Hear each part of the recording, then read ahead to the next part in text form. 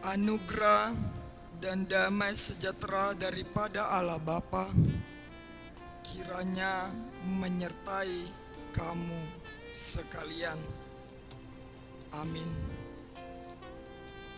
Shalom bagi kita semua, saudara yang terkasih, yang setia untuk melihat dan menonton Sapa Renungan hari ini.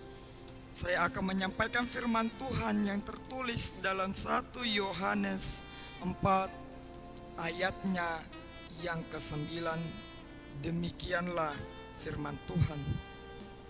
Dalam hal inilah kasih Allah dinyatakan di tengah-tengah kita, yaitu bahwa Allah telah mengutus anaknya yang tunggal ke dalam dunia supaya kita hidup olehnya. Saudara-saudari yang terkasih dalam nama Tuhan Yesus Kristus, mungkin kita semua tahu lagu sekolah minggu atau anak-anak yang mengatakan tentang K, A, S, I, dan H, kasih. Sebuah kata yang sederhana tetapi memiliki makna yang sangat dalam, yang sangat luas, di mana kata ini menunjukkan perbuatan seseorang terhadap orang lain. Meskipun hanya 5 huruf saja, tetapi makna yang mengandung dalam kata itu sangatlah luas. Ketika kita berbicara tentang kasih, saudara-saudara yang terkasih, itu tidak akan pernah ada habisnya. Karena apa? Seseorang mengingat orang lain, perbuatan orang lain, apakah dia pernah berbuat kasih kepada kita? Ketika ada orang lain berbuat kasih kepada kita, justru itu akan mengenang. Ketika kita juga berbuat kasih kepada orang lain, itu juga bisa menjadi teladan. Karena kasihlah orang dapat mengingat tentang hal-hal yang indah, hal-hal yang baik. Dan inilah adalah menjadi buah iman kekristenan ketika Yesus Kristus telah menyelamatkan orang dari keberdosaan dan dia menyatakan kasih-Nya yang daripada Allah Bapa. Dan begitu juga kepada kita manusia diajarkan untuk hidup berbuat kasih seperti apa yang diajarkan oleh Yesus Kristus dan apa yang telah disuarakan melalui nas khotbah kita pada saat ini, di mana kasih Allah dinyatakan di tengah-tengah kita, yaitu bahwa Allah telah mengutus anaknya yang tunggal ke dalam dunia.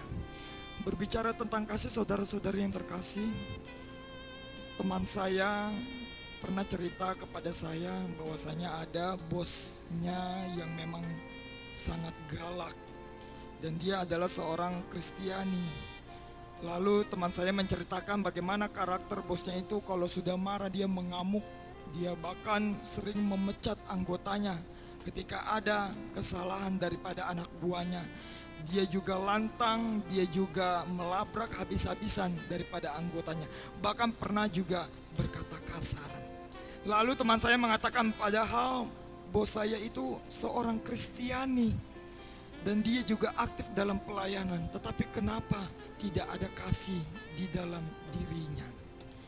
Dari cerita tersebut kita bisa menangkap Bapak Ibu sekalian bagaimana setiap orang itu ketika disentuh dengan sebuah kasih, perbuatan kasih, perkataan kasih, maka semua hasilnya itu akan baik.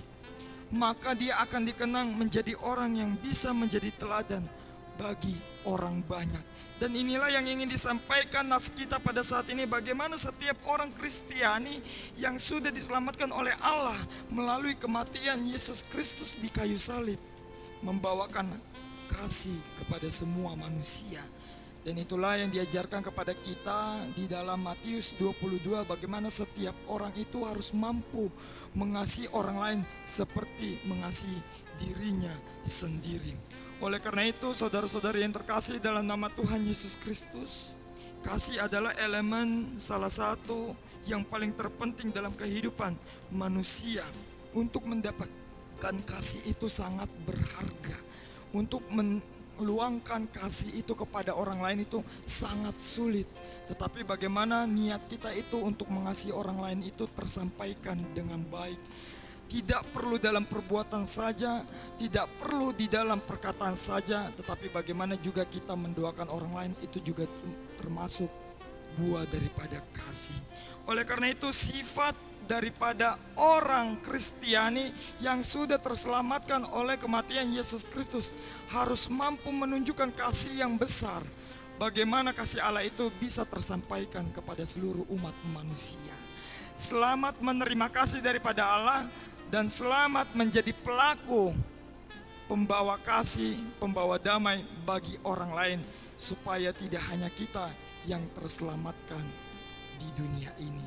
Tuhan memberkati kita semua. Amin. Kita bersatu di dalam doa. Puji syukur kami sampaikan Tuhan atas kehadiran-Mu yang telah memberikan kasih pada kehidupan kami masing-masing, sehingga kami boleh sampai Tuhan pada saat ini Tuhan untuk mendengarkan firman-Mu, di mana firman-Mu mengajarkan kami untuk mampu menjadi pelaku firman yang mampu berbuat kasih, yang mampu mengasihi satu sama lain, sehingga nama-Mu semakin termulia Tuhan di surga atas perbuatan kasih yang boleh kami berikan kepada orang lain. Ajarlah kami Tuhan supaya tidak mendatangkan perselisihan, tetapi kami mau membawa damai Tuhan di tengah-tengah dunia ini Tuhan, seperti apa yang diajarkan Engkau melalui renungan kami pada saat ini.